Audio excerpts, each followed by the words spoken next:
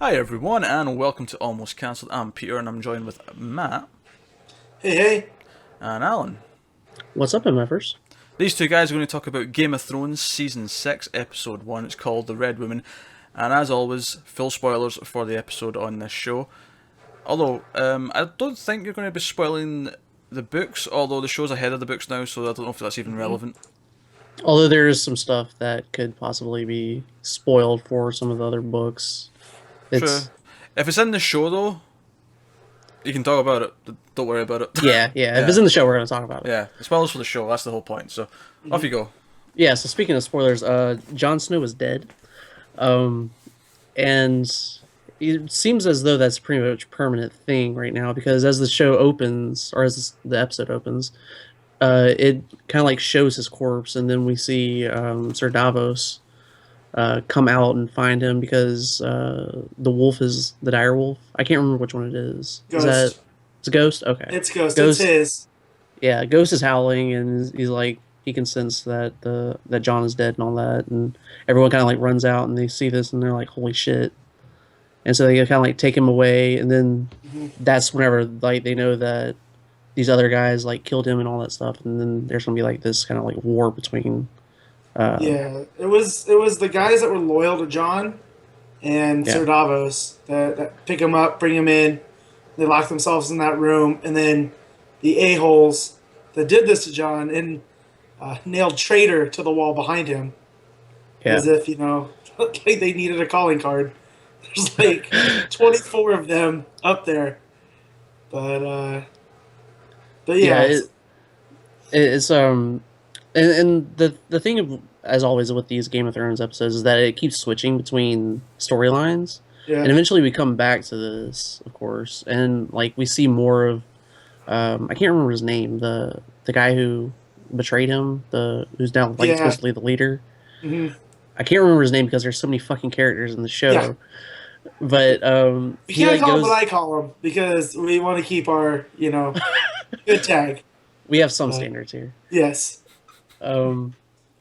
But he goes up to Sir Davos's door and like knocks on it and is like, "Hey, if you guys will like, come out so we can kill you, then I'll let Yeah. you ride away on your horse." Yeah. And he's like, okay, well, I'm not a very good hunter, so I need some meat. If you can give me some mutton, that'd be great." And he's like, okay. And they just kind of walk away, and they're like, "Yeah, if we go out there, they're gonna fucking kill us." Yep. Um, Yeah, I thought and Davos, I'm glad that he's still around. Like, I'll gladly sacrifice Stannis for Sir Davos because he just has that put upon, we'll get through this, but I need to sit down and think it out first. yeah, he's a lot more rational too. Hmm. And that's what I like about him. But because Stannis was always like, he was so consumed by like the religion and Yeah. the woman in the red woman, Yeah. who's going to be playing a big part in Yeah. that storyline going forward. And Sir Davos even mentions that maybe we can use her to, help us out some, Mhm. which will be interesting to see how they go about that because I'm not Yeah. sure what the plan Well, is. So we've seen her type. So I forget what the full religion's called, but she's a red priestess. Yeah. And we've seen the one guy in the Brotherhood Without Banners. His name was Mhm. Thoros. That he's been killed like 18 times, and they just keep bringing him back, no Mhm. matter what the wound is. So I'm guessing they're gonna kind of go that route with John. So That would be interesting. I don't know how they're going to do that. I would imagine that there's going to be like some kind of sacrifice or something. yeah, well, because we know that's how that magic works. Because Stannis kind of got rid of his daughter for Yeah. no good cause. So Yeah. But after that, we go to everything that's going on at Winterfell, and the asshole guy Ramsay oh, is like mourning over his other fucked up crazy girlfriend. God. His side piece. Yeah, his side Yeah. side chick who died. Was it? She got pushed from the Theon, threw That's her right, it was over the Theon. edge. Yeah, yeah, Not right. and then, He's back to being Theon. yeah, which is good. We actually Yeah. see some redemption in him with him Mm. killing the one guy who's going to kill Podrick, I think. Yep. Because Brienne of Tarth and Podrick, they come in to rescue both of them. like bosses too. Yeah. Like I'm like, how are they going to get out of this? So like, Sansa and Theon, they've survived that jump, and they're running through the forest. Ramsay, of course, sends the hounds Mm. because that's how you know he's a bad guy. Is when he's like, get the hounds. Yeah. So they get him cornered, and you're like, well, how are they going to get out of this? And Theon tries to talk the way out, and then here comes Podrick and Brienne, Yep. just wrecking fools. It was great. Yeah, and we pretty much know now that Stannis is dead. Like it Yeah. was kind of a question before because as she was swinging the sword, it like cut away, and generally Game of Thrones doesn't do that. No, yeah. As we see later in the episode, they like to rue in a character's death. Oh yeah, oh yeah. So But I do like the fact that Sansa is like she's kind of like coming to terms with everything, and she's yeah, finally taken up Brienne as her knight and all that, and is going to basically become her mother essentially. yeah, which is good because she's been such a passive character for these last 5 seasons, Mm. and it's good to finally see her stand up on her own. And even though she jumbled the oath ceremony or Yeah. whatever, it shows she's taken that step into taking charge in her life. So that should Yeah. be cool. And that's really good, and I'm interested in seeing where they're going to go. I know that Theon was talking about going to the Wall. Yeah, If they continue to go that way, that's going to be really interesting, and I wonder if Brienne can maybe like fix things there yeah. because I imagine that she would be the one to do that. Oh yeah, because she has her allegiance right now is only to Sansa and Arya. Right. So like she can shift either way she wants to go. I mean, going to the Wall right now because they don't know what happened to Jon. So that's why they sent him up there. Yeah. But the North, they do remember, as the old lady, Mm. told Sansa. So I'm guessing they're gonna find a force of people that are still loyal to the Starks, and she'll become their figurehead. That would be awesome. Because Yeah. I think that the Starks have been fucked over so much. Yep. Like it's time for them to like come back. And Oh yeah, and she's the clear standing. Rickon's still out there somewhere. Bran's in the Keebler elf tree doing who knows yeah. what. Which we're supposed to see more of him this Yeah. season. So Yeah, that's the only storyline we really didn't touch on with this first episode was Bran. yeah. Everyone else got their moment, but yeah, and everyone else is basically dead. So she's doing her thing, but Yeah, which we'll get to in a moment. yeah, But after we go past everything going on with Brienne and Sansa and those guys, we go back to King's Landing and we see Cersei. She's like all happy because she thinks that her daughter's finally come back with Jaime and everything. And then she like goes out there and we see like Franken Mountain standing behind her. yeah, And Jaime's like at the front of the boat and he's got this grimace on his face and she's like, oh fuck. And then she kind of like sees the casket behind him. And then she's just like broken. Yep. I never thought I would say this, but I'm almost feeling bad for Cersei. Yep. Well, You know? I said the same thing about Jaime back when he was Brienne's, he was handcuffed to her, and then he lost the hand, and I always have to remind myself he shoved a kid out a window. In the first episode. Yeah, the first episode, he killed his cousin, Yep. on the battlefield. He's done some, I don't want to say irregular, because in this world it's pretty regular, Yeah. but he's done some bad stuff. But even then, like, they're grieving parents / aunts and uncles. Yeah. Like, It's fucked up, but it's I think it's also goes to show the credit of the episode and I guess how the story is told that you are actually starting to come around to these terrible, terrible people. You're kind of like understanding them and you can kind of relate to them in some kind of weird way. yeah. Um, Well, this is her second kid now she's had to bury. And Yeah. granted, the first one was like the king of all, Shitheads. Yeah, well, we'll say that to be nice, but and Marcella's was way more tragic, just because she was her death was just a pawn in the game. Right. So, and now she only has one left, and she feels like she's losing that one Hmm.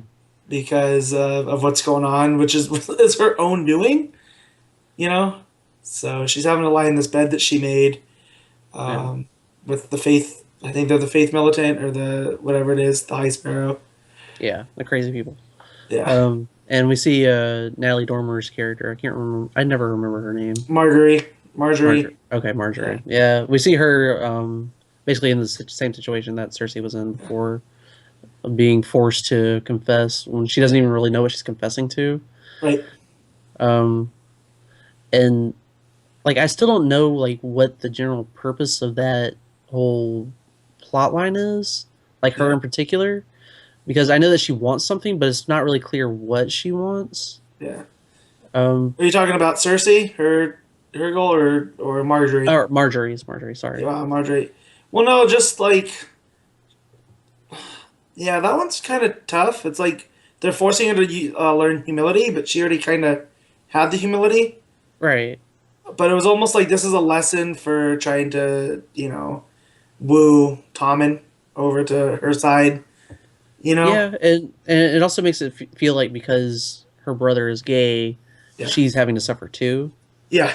And I don't know. I mean, I just feel like they could. I mean, maybe they could use her, but I never really get the sense that the High Sparrow or whatever his name is actually out for power. Like it does No. seem like he's genuinely like trying to do what he believes. Yeah. But if she's the queen, then obviously he could use her to his Yeah. advantage. But we don't really get that sense, I don't think. Sorry for the jump cut, folks.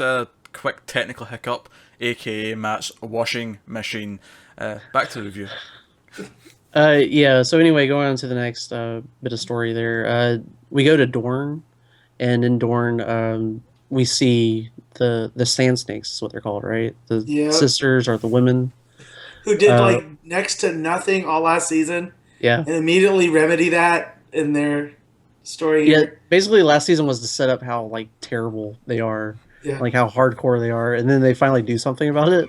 In this episode, they kill the prince, and then they kill his son, and now they're in charge essentially. Yep. And they also killed the big bodyguard dude who had the giant halberd. Yeah, staff dude. I thing. want to see so much more of him, and he just gets stabbed in the back. Yeah, Which is probably coated in Dornish poison, so Yep. it's not going to end well for him no matter what. But yeah, yeah, that was unfortunate. He was a very cool character, and I liked him a Yeah. lot. yeah, Maybe he'll come back as Franken bodyguard. Who knows? But anyway, we see them take action, and that's pretty much it. Like they kill the people in charge, and then that's it. And I also liked how it showed the other bodyguards, like hmm who were around. I guess the soldiers or whatever. I like how they were like they had like this grimace on their face, and how they actually conveyed that the people weren't happy about with them because we never saw that before. We never like got to see anyone in Dorne aside from these guys. right. And that's what's cool about Dorne. It seems like everybody's happy compared to other places in this world where they're constantly raging against something. The people at Dorne were just happy to drink and eat. Yeah. Like, because I think it's the prince there had like gout because he was so well fed.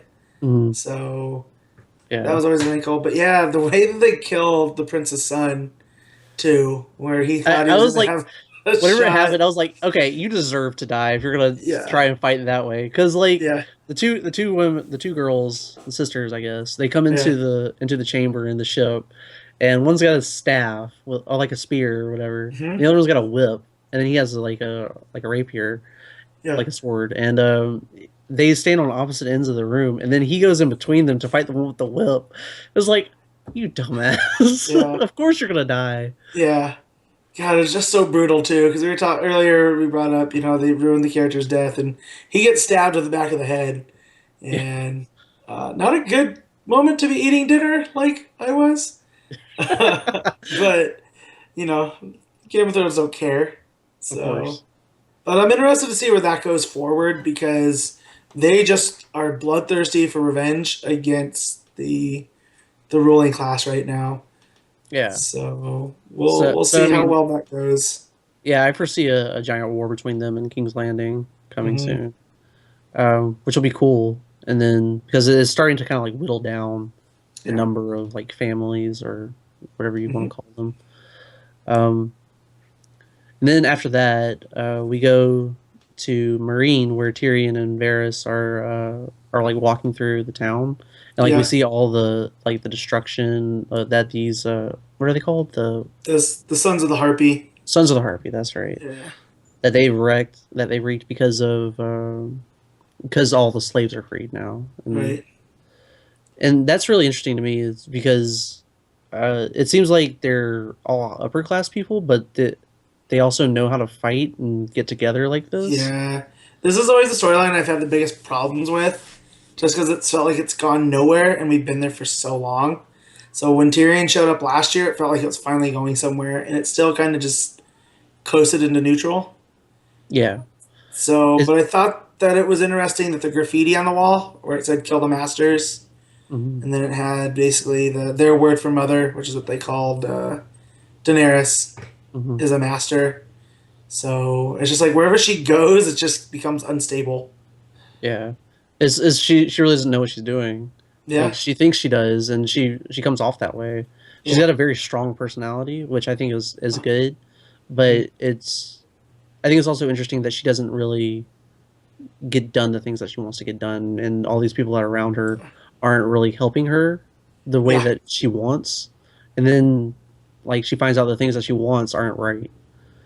Um, it's really kind of weird, but it's caused, like you said, that whole storyline to come to kind of a standstill. hmm Hopefully, Tyrion will be able to fix that because he's obviously a great leader and yeah. ruler, He's a statesman. Like that guy, he gets everything done. We've seen that in all the previous seasons. right? And with I love Varys, the his dynamic too between Tyrion and Varys. yeah, Like they're great well, together. his High Valerian is terrible. She thinks you want to eat her baby. Yeah. That was great. Yep. Like I could almost have like a mini series of like shorts of them just discussing life. Like Yeah. that would be a fun thing. But I also yeah, love the one joke that Tyrion made to Varys, where uh Varys was like, "You're the kind of person that I would have stole from as a boy," huh, and Tyrion was like, "Well, you're no longer a boy." And then he yeah, turns to him, he goes, "Because you have no cock." yeah.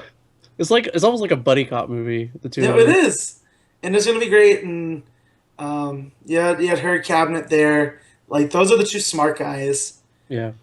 and then you have the other two guys, the brute strength, I guess, of it, going off to look for her, which isn't nearly as interesting, Mm. you know. So I definitely would have.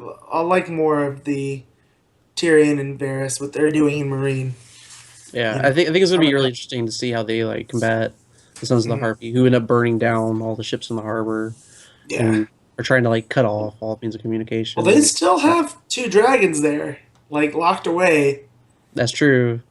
And we saw So in like the I guess trailer. the trailer for the season, Mhm. Tyrion does end up going down into that Yeah. cellar where those dragons are.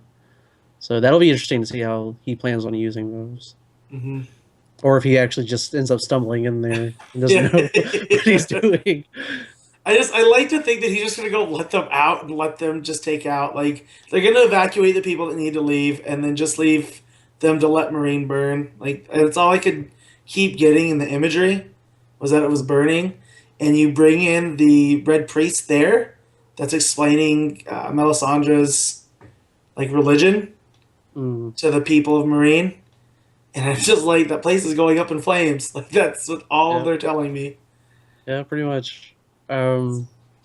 But then after that, we go to Jorah and Dario, who are looking for Daenerys, who's Yeah. been captured by the Dothraki. Um, and I like how, again, we were talking about her personality, like Hmm. how she's, how she feels like she is so strong, like she Yep. is stately and queen-like, because she just listens to these two Dothraki like shit talk her the entire way and doesn't say anything about it until she actually gets Yep. to the call. Um, and then she explains who she is, and at first he Hmm. doesn't believe her and all this other stuff, and um, but that's basically it, pretty much. And he's like, or she wants him to take her back to Marine. Is it Marine or Yeah. is it the other place? Well, she just wants them to take her back to where she came from, and they're like, "No, you're our property now." Yeah. And then when she reveals that she was Khal Drogo's wife, now she has to go to the Dothraki city and live with all the other widows of Khals, and they Yeah. seem like it's a grim fate for her. But she kind of smiles about it, like, because that's been her story this entire time, is just throwing her into these cities. So, Yeah. It's going to be interesting whenever Jorah and Dario catch up with the yeah. Dothraki Uh-huh. and we see what they have to do. Yeah. Um, Also, Jorah's got that grayscale Yeah. disease too. Um, so I would imagine that he's going to end up sacrificing himself at Yeah. some point. She's becoming black and white. No, grayscale is Kind of. grayscale is a disease that basically turns you into a zombie, essentially. Well, Ah. like that, and it turns you into like stone, so you have trouble Yeah. moving. It stiffens everything up. So, It's like leprosy. yeah. You can't if somebody touches you with it, you end up getting it. Yeah. Um, Yeah. but after that, then we go to Arya, who Mhm. is who, and this is kind of jarring because she's just blind. She's living on the street, Yeah. and she's just listening to like everyone go around her, like giving her money and all that stuff. And then so I would assume that she's in training, but then we Yeah. see the other girl come in and start to kick her ass. Just get like this is the worst case scenario. Like Yoda, like if Yoda wasn't just a crazy old guy, he was a psychopath. You know, like Yeah. he kneecaps Luke and then just starts going to town. Yep. Like this is what this girl did to Arya, um, Yeah. which I don't understand because first they blind her, and now they beat her, and it's just like, man, she's just a kid. Yeah. And I mean, I would assume that this is some sort of training, but Mm. I don't know, like, where's it going? You know, Yeah. like, what's her situation? What is she I just doing? You know, I but was so into her storyline last year, and then when the stuff happened, she went rogue and killed Meryn Trant, and then like they disciplined her, and I'm just like, I'm out. Like, why does she keep wanting to join these people? yeah, Like, you can get your revenge still without, in other ways. So I do agree that hers. I think hers is maybe the most interesting, maybe second to Jon Snow's. mhm. Um, but because I do just like I like revenge stuff, Yeah, and she's just all about that. yep. And I like the way that she's going about it. She's like really learning and training and all this stuff. Hmm. So her storyline is really interesting, but I guess I didn't really like the way that it was set up Yeah, in this episode. yeah. When she Um, showed up at that temple to the faceless god mm, and all that, that's where it started to go sideways for me. Just because it drops you into like an acid trip. yeah, it's like reading a So Morrison comic almost. yeah. Yeah. So But yeah, that's basically it. We see her get beaten, and then the other girl, she's like, "I'll be back tomorrow to yeah, kick your ass again." yeah. And that's not a threat. That's a promise. That Yeah, that was the entire. Uh, yeah. If I had two eyes, you could do that to me. yeah. And then we get to the end, and it cuts to Melisandre, the Red Woman, and uh, of course we have to have some nudity in Game of Right? Thrones. Um, but maybe you don't get the kind that you want. I mean, No. at first you do. No. At Yeah. first you do, because what happens is she's looking into a mirror, Uh-huh. and she like takes off her clothes, and then she's naked standing there, and then she takes off her necklace that she's never really taken off before, Uh-huh. and she turns into an old woman, and it like zooms out, and it shows And her not being just old, like ancient. Her hair's falling. Like she has. It was like the scene in The Shining. We're like, Mhm. oh yeah, I could. Oh no, oh no, abort. Like, It's yeah, it's it like was. typical old witch in the woods kind Yeah, of woman, you know, yeah. um, with like the long white stringy hair, you know. It was horrifying, I guess is the term. Which yeah, and I guess it had been hitting out before that she was really old. Like she had always talked about she was older than she looked. Hmm. But like I didn't know that's what she meant. Yeah. Like I thought it meant like she was sacrificing people. Like not that it was an illusion. Like every person she sacrificed, she keeps her, youth. Yeah. But no, everything's an illusion. But just the way she was staring at herself, and then she crawled into the bed, tells me like this is a person that's reached the end. Yeah. So 'Cause- like you were talking about sacrifice earlier, so I'm wondering if that's where. Yeah, well, the thing I think is making her kind of like disillusioned about everything is because she saw in the flames that Jon was fighting that battle. Like she mentions that Right. at the beginning of the episode, Mhm. and now that he's dead, she's freaked out. Right. Is finally calling her to question what she believes in. Right. Um, and I think that's really interesting because she was like she was kind of very one note before. She was just like, I want that burned. That was yeah, like her entire thing. yeah, it's like I'm doing this for my God, and I'm gonna keep going on this path, and then everything just kind of like falls down. Hmm. And I think now we're gonna actually get some real good characterization with her, and she won't be Yeah. so one note.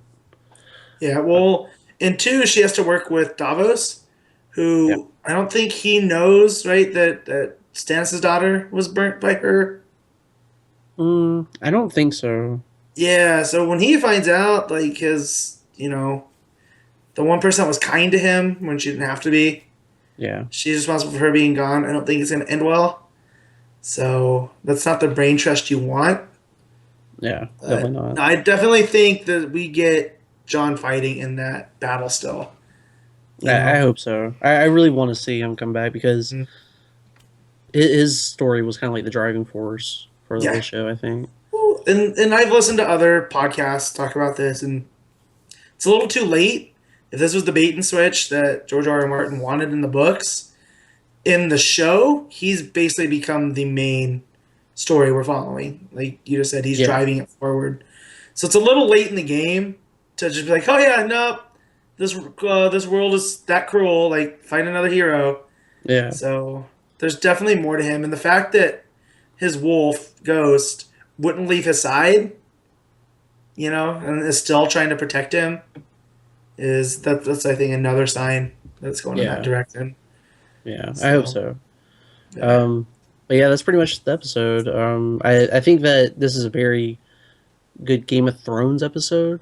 Hmm? As far as like a season opener, I guess it's okay. I like that it's setting up things, but again, there's just so many storylines. Yeah, well, it Um, resolved a lot of where stuff ended last season. Yeah, So a lot of those that were cliffhangers, and we kind of resolved most of those. So we'll see Right. where now the jumping off point is for yeah, here. But I agree. I liked it a lot too. It was an enthralling hour. Like it's always a good sign when it ends. And I was like, oh man, I guess it's over now, because you're so Yeah. wrapped up in it. So that's what happened. It last definitely leaves you wanting the next episode, which is a Yep. good sign. Mhm. So, good stuff. Yep, I second that. Cool. Well, if you've made it through that marathon of Game of Thrones talk, which I think You're welcome. I think that single-handedly was longer than any review for a single episode that me and Connor have ever done. It's a Is lot that of fair? stuff. It's a lot of stuff. I don't think there's this many storylines in like Yeah, 3 of the shows that we watch on this on the show. that said, I definitely see them dialing it back. So I think this will be the longest, except for the finale, Yeah, probably. that we talk about it, because there was so many to talk about. So Although, I gave up on Game of Thrones about 3 or 4 episodes into season 2, and that the Red Woman, I seem to recall her having a really sort of rough sex scene with someone in those episodes somewhere. So the revelation that she's actually a really horrible old woman's means something slightly even to me, who's not watched it in like 4 years. So there you go. That's Game of Thrones.